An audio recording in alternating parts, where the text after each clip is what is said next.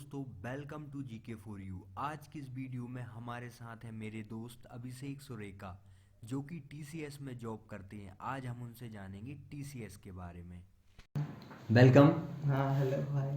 तो आप हमें बताइए, आपका टीसीएस एक्सपीरियंस कैसा रहा?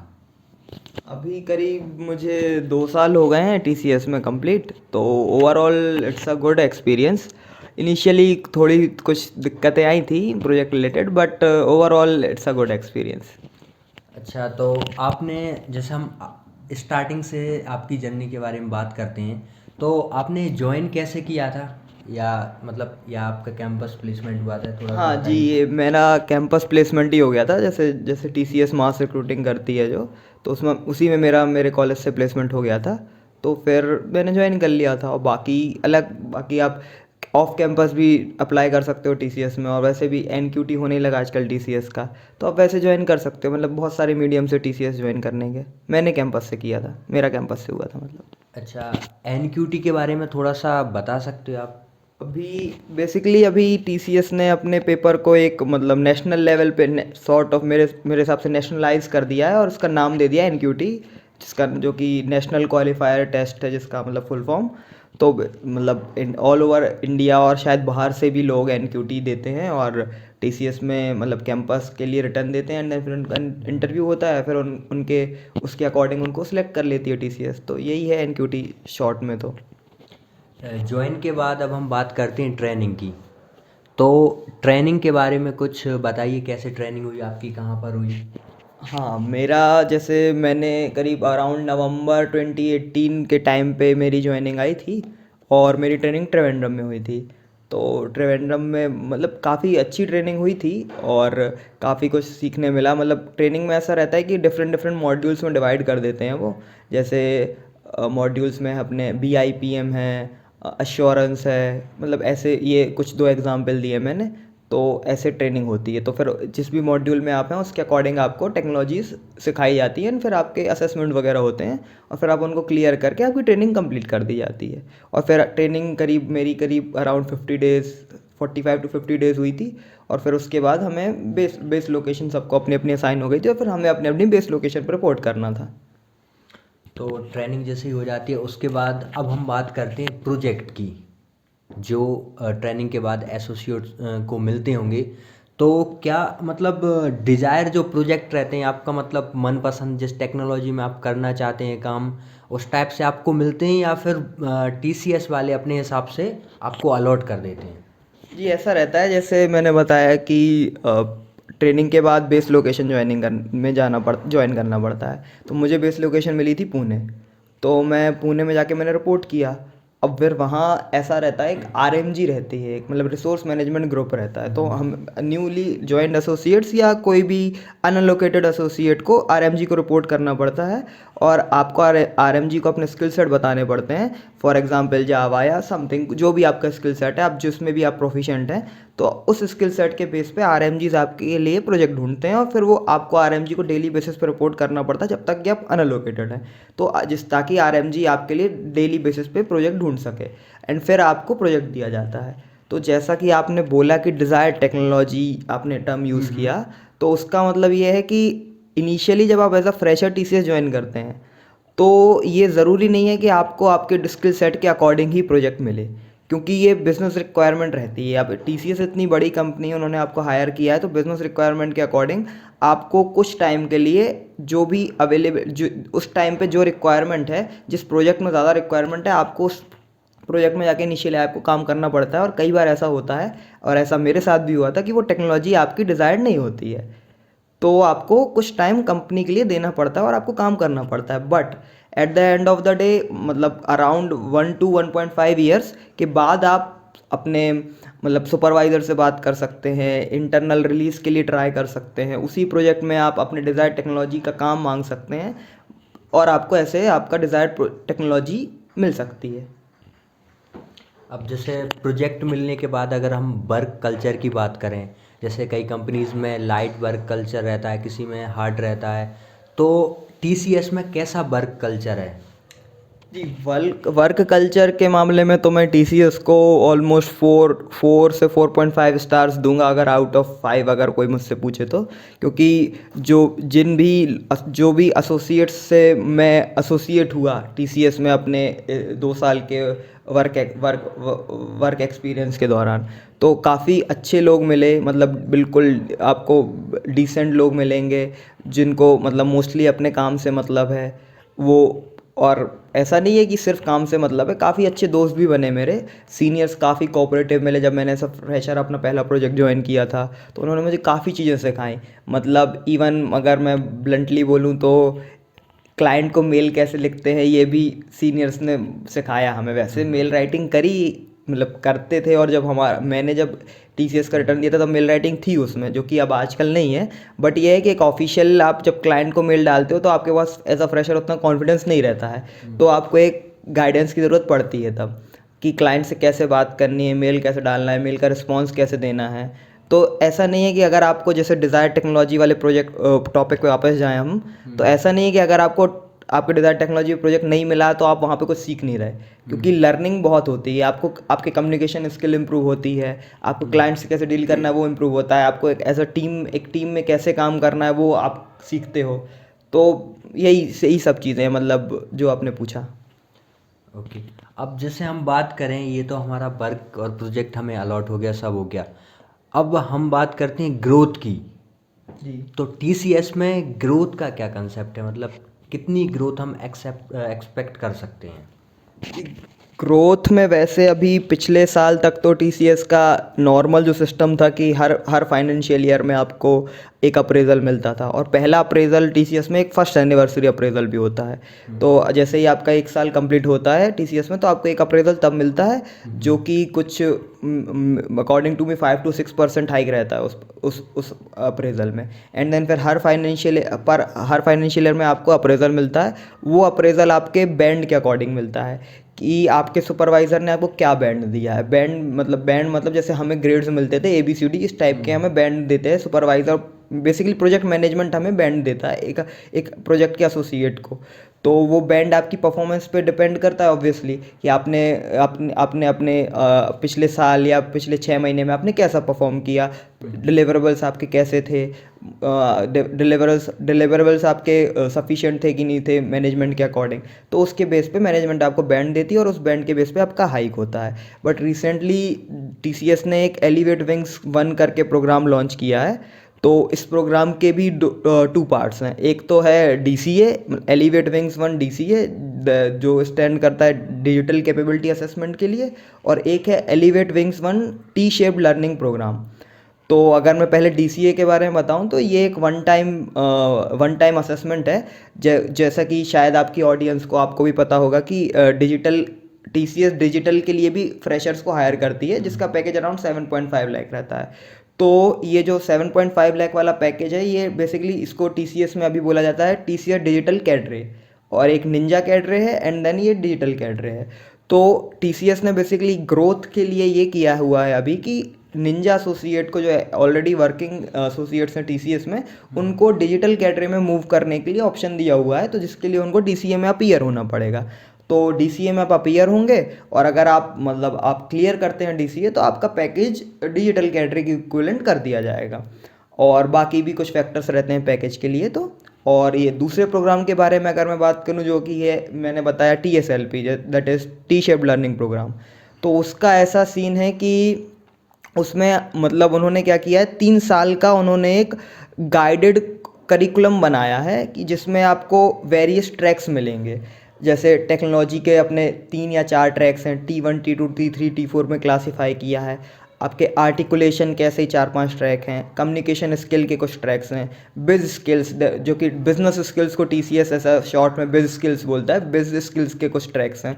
तो आपको ये सभी ट्रैक्स हर मतलब ये जैसे जो मैंने ये एलिवेट विंग्स 1 बताया आपको, ये एक बाय एनुअल प्रोग्राम है। मतलब इस दोनों पेपर ये साल में 2 बार होने वाले हैं, एक बार जनवरी में एंड एक बार जुलाई में।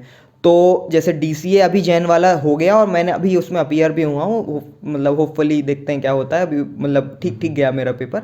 और बाकी ये विंग्स वन वाला जो मैं जो कंटिन्यू करूँ जो मैं बता रहा था, उसमें ऐसा है कि जैसे फॉर एग्जांपल रिएक्ट हो गया, नोड हो गया, तो इसके आपको गाइडेड पाथ्स दिए गए हैं। आपको हर 6 महीने में आपको दो टेक्नोलॉजी या एक बिजनेस स्किल या 2 बिजनेस स्किल, ऐसे आपको ऐसा कुछ रहता है उसमें कि आपको learning credits per hour credit होते हैं। मतलब जैसे आपने T1 ट्रैक कंप्लीट कर लिया फॉर एग्जांपल, तो आपको 30 लर्निंग क्रेडिट्स मिल जाएंगे। तो आपको हर 6 महीने में जो टीएसएलपी का जो पेपर होने वाला है, उसमें अगर आपको अपीयर होना है तो आपको मिनिमम 120 क्रेडिट्स लेने रहते हैं, लर्निंग क्रेडिट्स एक्वायर करने रहते हैं। और इसमें थोड़ा थोड़ा मिनिमम रिक्वायरमेंट ये रहती है कि minimum two learning two two technology tracks होने चाहिए, 2 बिजनेस ट्रैक्स होने चाहिए। ऐसे करके आपको 120 लर्निंग क्रेडिट्स एक्वायर करने रहते हैं, देन आप एलिजिबल हो टीएसएलपी में अपीयर होने के लिए। और इसमें बेसिकली कंपनसेशन और बेनिफिट्स की अगर बात करूँ तो इसमें ऐसा है कंपनसेशन की, जो भी ओवरऑल कंपनसेशन है इसको 6 पार्ट्स में डिवाइड कर दिया गया है, क्योंकि बाय एनुअल साइकिल है और over the period of 3 years आपको कंप्लीट करना है। तो आप इस 6 महीने में जैसे आपने अपीयर हुए, आपने पेपर दिया, तो आपको जो, अगर आपका पेपर क्लियर करते हैं आप, तो आपको जो बेनिफिट्स रहेंगे वो इन फॉर्म ऑफ जेम्स और कंपनसेशन बेनिफिट्स भी मिल सकते हैं। इसके लिए अभी मैं श्योर नहीं हूँ, क्योंकि मतलब मुझे प्रॉपर इसका कंफर्म बिल्कुल आइडिया नहीं 100% कि जेम्स मिलते हैं कि सीटीसी बेनिफिट मिलता है, वो बिल्कुल अभी क्लियर नहीं है मुझे। तो यही था ग्रोथ में टीसीएस में। इसी तरीके से आप अभी मतलब नए नए टीसीएस ने new ways sort of invent कर ली हैं पेपर लेके एसोसिएट को ग्रोथ देने के लिए, मतलब कि एसोसिएट ग्रोथ कर पाए अपने लिए, सेल्फ ग्रोथ, एसोसिएट की सेल्फ ग्रोथ पे भी टीसीएस ध्यान दे रही है खुद की ग्रोथ के साथ साथ। तो यही है। ये अच्छा पॉइंट है। तो अब जैसे हम बात करते हैं, आजकल पेंडेमिक सिचुएशन है, इस टाइप की सिचुएशन है, तो ज़्यादातर कंपनियां वर्क फ्रॉम होम का कल्चर ला रही हैं। तो टीसीएस में वर्क फ्रॉम होम कैसा है और इसके कब तक रहेगा, ऐसा कुछ? टीसीएस का ऐसा है कि टीसीएस ने एक टर्म मैं बताना चाहता हूँ को SBWS, secure borderless workspace. Actually ये टीसीएस के बीसीपी में पहले से था। अगर बीसीपी नहीं पता हो तो BCP is business continuity planning. तो ये चीज़ें टीसीएस के बीसीपी में ऑलरेडी पहले से ही थी कि अगर कभी ऐसा हो कि भाई एसोसिएट्स ऑफिस नहीं आ पा रहे हैं काम करने के लिए, तो हम अपना बिजनेस कंटिन्यू कैसे करेंगे। तो उसको बोलते हैं अपन बीसीपी। तो उनके बीसीपी में पहले ही से एसबीडब्ल्यूएस का क्या कहते हैं, एसबीडब्ल्यूएस का सीन था कि एसबीडब्ल्यूएस हम कभी इंप्लीमेंट करना पड़े तो कैसे करेंगे। तो एसबीडब्ल्यूएस का ऐसा ये मतलब टीसीएस में वर्क फ्रॉम होम एसबीडब्ल्यूएस एनेबल करके एसोसिएट को प्रोवाइड किया जा रहा है। और जब से पेंडेमिक हुआ, जैसे फॉर एग्जाम्पल मेरे हिसाब से मार्च से स्टार्ट हुआ था लॉकडाउन, तो मार्च से स्टार्ट जैसे ही हुआ तो इनिशियली तो एक बार टेम्परली तो काम मतलब रुक गया था 15-20 दिन के लिए।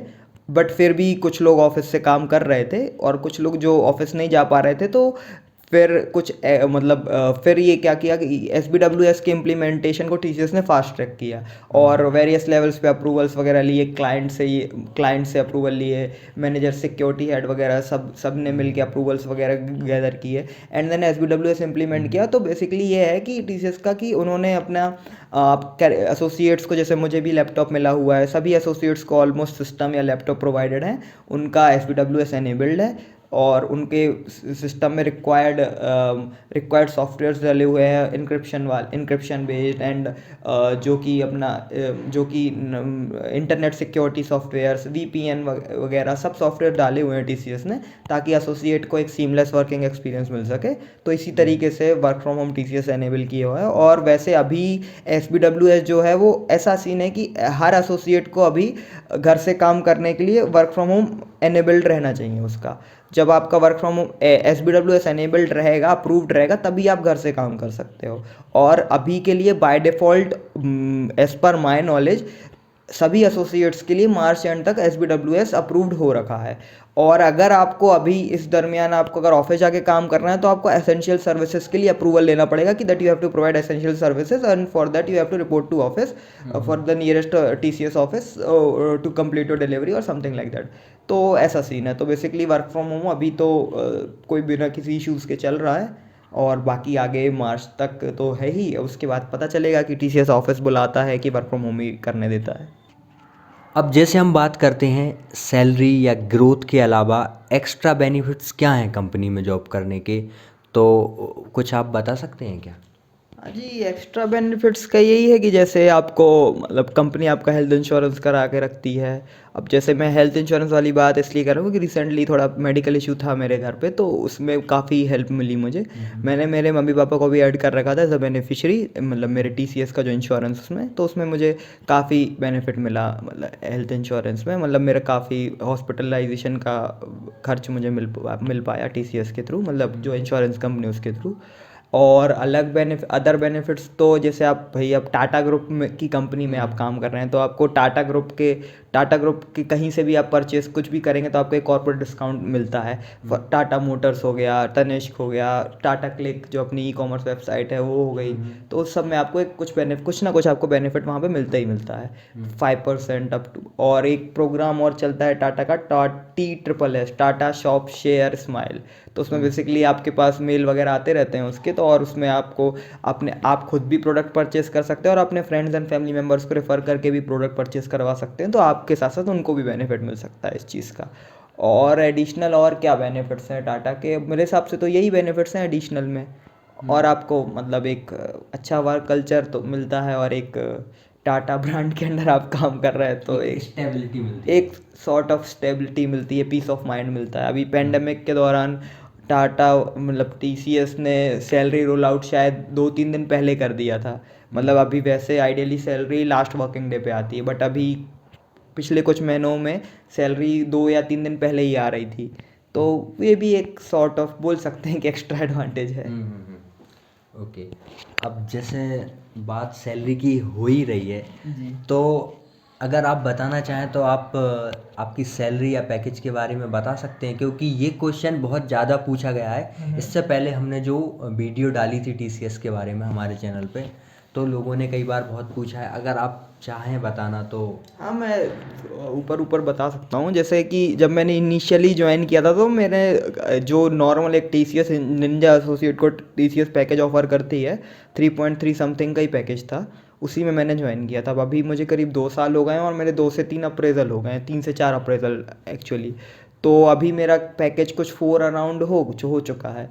तो बेसिकली यही है कि अभी वैसे तो मतलब अगर आप ईयरली एनुअल अप्रेजल और बाकी जो फर्स्ट एनिवर्सरी अप्रेजल है उनके बेस पे आप अगर जज करें तो इंक्रीमेंट तो वैसे काफ़ी कम है मेरी नज़र में। बट यह है कि जैसा कि मैंने पहले जो ग्रोथ में आपके आंसर दिया था, वो जो पेपर डीसीए वगैरह हो रहे हैं, तो वो एक टाटा ने अच्छा इनिशिएटिव किया है कि आप एम्प्लॉय ग्रोथ कर सके, जिसमें टीसीएस में रहते हुए भी फ्रेशर ग्रोथ कर सके। तो यही है सैलरी का सीन टीसीएस में कि भाई आपको अभी एज अ फ्रेश, और ये जो मैंने पेपर के बारे में बताया था, ये विंग्स वन के बारे में, ये सिर्फ विंग्स वन के लिए नहीं है। मतलब ये विंग्स वन जो मैंने बताया, ये समझ लीजिए आपकी ये शायद 3 to 5 years एक्सपीरियंस वालों के लिए ये पेपर है। तो जो और इस एक्सपीरियंस ग्रेड के ऊपर जो लोग हैं जिनका एक्सपीरियंस में मे बी 6 years से स्टार्ट हो रहा है, 6 to 10 फॉर एग्जाम्पल, ये मैं अज्यूम कर रहा हूँ, मैं इसके लिए श्योर नहीं हूँ, तो उनके लिए एलिवेट विंग्स 2 करके भी एक प्रोग्राम है जिस एज पर माई नॉलेज। तो वो ऐसा नहीं है कि सिर्फ अप टू 5 years वाले पेपर दे के ग्रोथ कर सकते हैं या सैलरी अपनी इंक्रीज कर सकते हैं, टू बी प्रिसाइज। तो सैलरी हाइक का यही सीन है कि बेसिकली टीसीएस आपको अच्छा सैलरी हाइक देगी, बट वो आपको एवेल्युएट करेंगे। फर्स्ट वो आपका एवेल्युएट करेंगे पेपर से, जो कि मैंने पहले ही बताया आपको पेपर्स के बारे में, एंड देन आपको सैलरी हाइक मिलेगा। और बाकी जो आपको एनुअल अप्रेजल के थ्रू जो सैलरी हाइक मिलता है वो तो एज यूजुअल मिलता ही है। जैसे कि हमने देखा टीसीएस बहुत अच्छी कंपनी है, बढ़िया कंपनी है, लेकिन हर चीज़ के कोई ना कोई डिसएडवांटेज होते हैं। जी। तो ऐसा कुछ आपको लगा कि कुछ टीसीएस का डिसएडवांटेज है, तो आप उसके बारे में कुछ बताना चाहेंगे? टीसीएस के डिसएडवांटेज में तो बस मैं एक ही चीज़ पिन पॉइंट करना चाहूँगा, जो शायद आप किसी भी एसोसिएट से पूछेंगे अगर जिन्होंने एज अ फ्रेशर ज्वाइन करी हो टीसीएस, तो शायद वो भी आपको यही बोलेंगे कि इनिशियली आपको प्रोजेक्ट जो मिलते हैं वो बहुत ज़्यादा लोगों को, मतलब मोस्टली लोगों को उनके मन के नहीं मिलते हैं। तो वो वैसे तो बिजनेस की डिमांड रहती है, टीसीएस की रिक्वायरमेंट रहती है, बट एसोसिएट के पर्सपेक्टिव से वो चीज़ें एसोसिएट को पसंद नहीं आती हैं, जो कि मुझे भी नहीं आई थी इनिशियली पसंद। और मतलब यही है कि मतलब आपको इनिशियली, जैसे मैंने पहले भी बोला था कि आप इनिशियली आपको डिज़ायर टेक्नोलॉजी नहीं मिलती, बट आप बहुत सारी चीज़ें सीखते हैं। बट ये है कि उसका एक मतलब जैसे आपने बोला कि हर चीज़ की अच्छाई भी होती है बुराई भी होती है, तो उसका एक नेगेटिव पॉइंट यही है कि आपको इनिशियली आपको ऐसी टेक्नोलॉजी पे काम करना पड़ता है, सीखने पड़ती है जो शायद आप सीखना ही नहीं चाहते। और कई बार ऐसा भी होता है, मेरे कई कलीग्स हैं, फ्रेंड्स हैं, उनके साथ ऐसा हुआ कि जब वो पहले उन्होंने रजिस्ट किया कि नहीं जाना, उनको नहीं करना उस चीज़ में काम, उन्होंने मतलब ट्राई किया कि वो उनको मतलब इंटरनल रिलीज मिल जाए या कुछ चेंज हो जाए उनका, बट इनिशियल फाइनली जब उन्होंने उस पर काम करना स्टार्ट किया तो उन्हें वो चीज़ काफ़ी पसंद आई। तो ऐसा ज़रूरी नहीं है कि आपके साथ जो आपको मिले वो ख़राब ही है, अच्छा मतलब मेरे हिसाब से अच्छा या ख़राब कुछ होता नहीं है, ये इट्स अ सब्जेक्टिव मैटर कि किसी को किसी चीज़ में काम करना अच्छा लगता है या किसी को किसी चीज़ में काम करते करते अच्छा लगने लग सकता है मेरे हिसाब से। तो और बाकी काम तो काम है, आपको मतलब आप जहाँ जाना चाहते हैं आपको मेरे हिसाब से उसी चीज़ में काम करना चाहिए। और विद हर प्रोजेक्ट में मतलब ऑलमोस्ट हर तरीके का काम अवेलेबल है मेरे हिसाब से टीसीएस में। अगर आप थोड़ा सा पेशेंस रखेंगे और अपने सुपरवाइज़र से आप रिक्वेस्ट करेंगे तो आपको आप जिस आपके डिज़ायर्ड काम आपको मतलब मोस्टली थोड़ा सा मे बी टाइम लगेगा बट मिल जाएगा, ऐसा कोई बड़ा इशू नहीं है, थोड़ा सा आपको बस वेट करना पड़ेगा।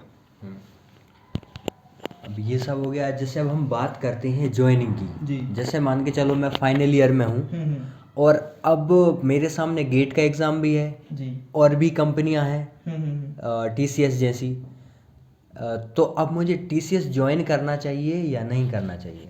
नहीं तो वैसे मैं समझा आपका क्वेश्चन, बट और भी कंपनियां हैं टीसीएस जैसी से मतलब क्या आपके पास और भी कंपनियों के ज्वाइनिंग लेटर हैं कि आप सिलेक्टेड हैं, कि आप प्रिपेयर करने के हिसाब से पूछ रहे हैं कि दूसरी कंपनी के लिए मैं प्रिपेयर करूं कि नहीं करूं? मतलब क्वेश्चन आप थोड़ा और स्पेसिफाई करिए। हाँ, जैसे कि हाँ मतलब मेरे पास ज्वाइनिंग लेटर हैं, अच्छा। तो फिर मतलब मैं गेट का एग्ज़ाम भी है मेरा, जी जी। तो अब मुझे क्या करना चाहिए? टीसीएस बढ़िया है उसके लिए या फिर तो देखिए, अब आप अगर अपनी कॉर्पोरेट जर्नी स्टार्ट करना चाहते हैं तो T C S is a very good actually an awesome company to start your corporate career with.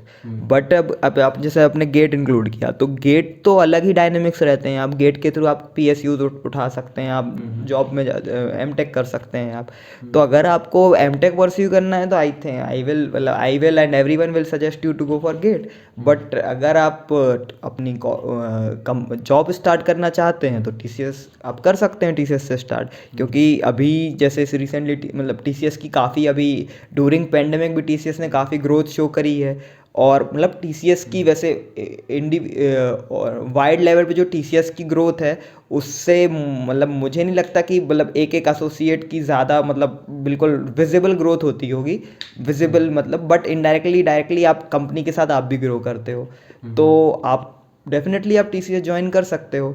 और ऐसा है कि जैसा मैंने बताया जो वो इनिशियल जो प्रॉब्लम आती है अभी उसके लिए क्या किया है टीसीएस ने कि मतलब एक्चुअली पुणे आरएमजी ने तो ऐसा किया हुआ है कि उन्होंने डिजिटल आरएमजी रिपोर्टिंग इम्प्लीमेंट करी हुई है। तो एसोसिएट जैसे जो बेंच पे रहते हैं डिजिटली उनको रिपोर्ट कर सकते हैं, अपने स्किल सेट कन्वे कर सकते हैं और आप पैन इंडिया में आप प्रोजेक्ट ले सकते हो। तो अभी के लिए तो ऐसा है कि टीसीएस ने जो मैंने प्रॉब्लम बताई थी टीसीएस की मतलब डिसएडवांटेज में, वो टीसीएस उसको ओवरकम करने की लगातार कोशिश कर रही हैं कि हर एसोसिएट को उनके डिज़ायर टेक्नोलॉजी प्रोजेक्ट दे सके। बट इतनी बड़ी कंपनी है तो मुझे मतलब अगर आप खुद सोच के देखें अपने लेवल पे भी तो इतने बड़ी कंपनी में हर एसोसिएट को उसके मन का प्रोजेक्ट देना मुझे नहीं लगता ये पॉसिबल है। तो जैसा मैंने पहले भी बोला था कि आपको थोड़ा सा पेशेंस रखना पड़ेगा, तो फिर आपको आपके डिज़ायर टेक्नोलॉजी का प्रोजेक्ट मिल जाएगा। तो यही था सर। ओके। अब जैसे हम बात करते हैं कि भाई फ्रेशर जो ज्वाइन करना चाहते हैं टीसीएस को, लेकिन कई बार उनका इंटरव्यू नहीं निकल पाता या फिर एग्ज़ाम उनका नहीं निकल पाता, तो कैसे वो प्रिपरेशन करें? क्या उनको ध्यान रखना चाहिए, क्या पढ़ना चाहिए या किस टाइप की थोड़ा सा एक टिप्स दे सकते हैं क्या फ्रेशर के लिए? दे सकता हूँ मैं टिप्स। टिप्स में तो यही है कि अब एनक्यूटी तो सभी को पता है इंडिया में कि पेपर में सिलेबस क्या है, पेपर में आता क्या है। तो रिटर्न के लिए तो सिर्फ यही टिप्स है कि आपको पेपर के पैटर्न के हिसाब से अपने आप को मतलब आप रूबरू कराना होगा अपने को पेपर के पैटर्न के हिसाब से और प्रिपेयर करना पड़ेगा। एंड देन रिटर्न निकालने के रिटर्न और आपका रिटर्न भी ऐसा है कि अब जितने मतलब उन्होंने टीसीएस इंटरनल जो कट ऑफ सेट करती है उसके हिसाब से फिर वो रिटर्न में बच्चों को लेती मतलब रिटर्न निकालती क्लियर करती है एसोसिएट्स का, या मतलब अप्लाई जिन्होंने अप्लाई किया उनका। अब रिटर्न क्लियर करने के बाद इंटरव्यू की ज़रूर मैं आपको कुछ टिप्स दे सकता हूँ कि बेसिकली इंटरव्यू का ये है मेरे एज़ पर मी कि आपको अपना इंटरव्यू खुद गाइड करना चाहिए। आपको अपना, जैसे कि मेरे हिसाब से आप जो रिज्यूमे लेके जाते हो वो आपका सेल्फ सेल्फ डिस्क्राइब्ड या सेल्फ डिफाइंड सिलेबस रहता है। आप इंटरव्यू में अपना सिलेबस खुद डिसाइड करते हो। आपका जो रिज्यूम है वो आपका सिलेबस है। आपके रिज्यूम में ऐसा कुछ भी नहीं लिखा रहना चाहिए जो आपको नहीं पता है, या आपने काम नहीं किया, आपको नहीं आता है। आपके रिज्यूम में आपको वही चीज़ें लिखनी है जो आपको आती हैं, जिन्होंने आपने काम किया और जिनमें काम करने में आप इंटरेस्टेड हो, आपको वही सब लिखना चाहिए। और जब आप पैनलिस्ट के सामने बैठ के जब आप इंटरव्यू देते हैं तो आपका इंट्रोडक्शन पूछा जाता है, मेरे हिसाब से उसमें अपने फैमिली बैकग्राउंड को बताने की जगह आपको अपना एजुकेशनल और आपका प्रोफेशनल बैकग्राउंड बताना चाहिए कि आपने किस टेक्नोलॉजी में क्या क्या काम कर रखा है। तो क्योंकि उसी के बेस पे फिर आपसे सामने वाला जो आपका इंटरव्यूअर होगा वो आपसे दूसरा क्वेश्चन पूछेगा कि आपने, अगर फॉर एग्जांपल आपने मेंशन किया जावा, कि आपने जावा में क्या काम किया है, कैसे काम किया है। तो बेसिकली आपको अपना इंटरव्यू खुद गाइड करना चाहिए। हर क्वेश्चन के आंसर में आपको ऐसी ही चीज़ें बोलनी चाहिए कि जिनके जो भी आप टर्म्स यूज़ कर रहे हो उन टर्म्स को अगर इंटरव्यूअर आपसे फर्दर पूछे, जैसे मेरे इंटरव्यू में मैंने एआई यूज़ किया था, तो मेरे ऑब्वियस था कि सामने वाला मतलब इंटरव्यूअर मुझसे एआई के रिलेटेड क्वेश्चन पूछेगा। तो ये मैं चाह ही रहा था कि मैंने इसीलिए ही यूज़ किया था क्योंकि मैं प्रिपेयर था कि उस एआई के रिलेटेड आंसर देने के लिए। तो मेरी आपको इंटरव्यू को क्लियर करने की शॉर्ट जो टिप रहेगी वो यही रहेगी। समराइज करूँ तो आप रिज्यूम में आपका सेल्फ मेड सिलेबस है, ऐसा कोई भी वर्ड या टर्म यूज़ नहीं करनी है आपको जिसको आप फर्दर एलोबरेट नहीं कर सकते। That's it. ओके, वैसे आपने ज़्यादातर क्वेश्चन के आंसर दे दिए हैं। फिर भी अगर आप लोगों को लगता है तो आप कमेंट्स में पूछ सकते हैं हमसे, हम आंसर करने की कोशिश करेंगे। और thank you very much join करने के लिए। Thank you for having me here. Thank you for watching.